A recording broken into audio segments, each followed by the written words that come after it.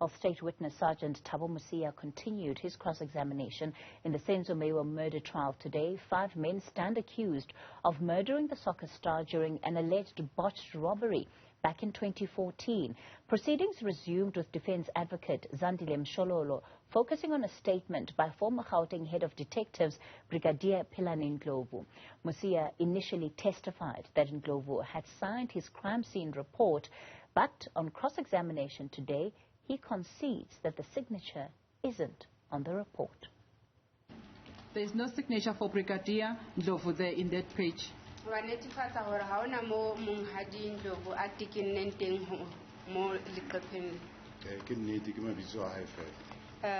is true. It is only his names that are appearing.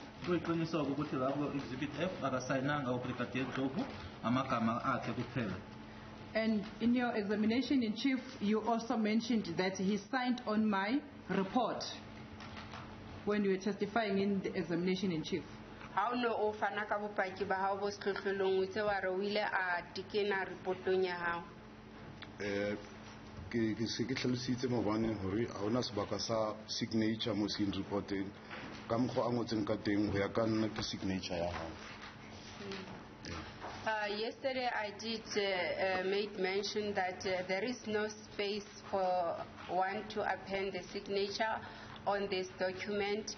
To me, by signature, I meant that he wrote his name or his personal details. So where is the signature there?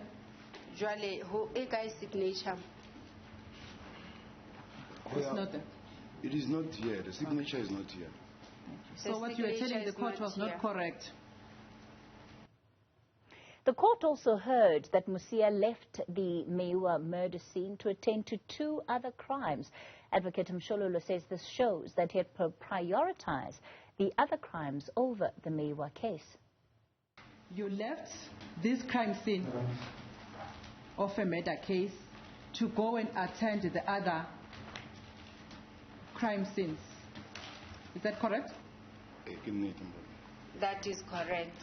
Okay. What were the charges in those case numbers that you attended, in those crime scenes that you attended, when you prioritized them over a murder case that you left without finishing the investigation?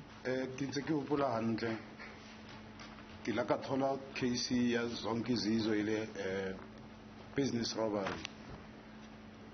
When I recall that I received a complaint from Zonke Zizwe, which was for house robbery.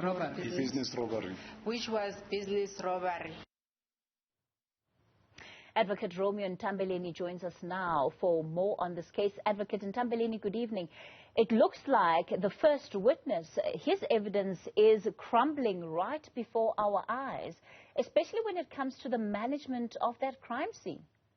Yeah, good evening, Kathy, to the viewers and the listeners alike. Indeed, those are important concessions that were thrown out of Sergeant Mosia today under cross-examinations. And the 2 inconsistent statements, I think that is very, very important to actually indicate that the handling of the crime scene and also the collection of evidence was not actually conducted in a manner that will actually help the evidence, to preserve the evidence, to actually get to the real perpetrators of the crime, who committed the crime on the scene.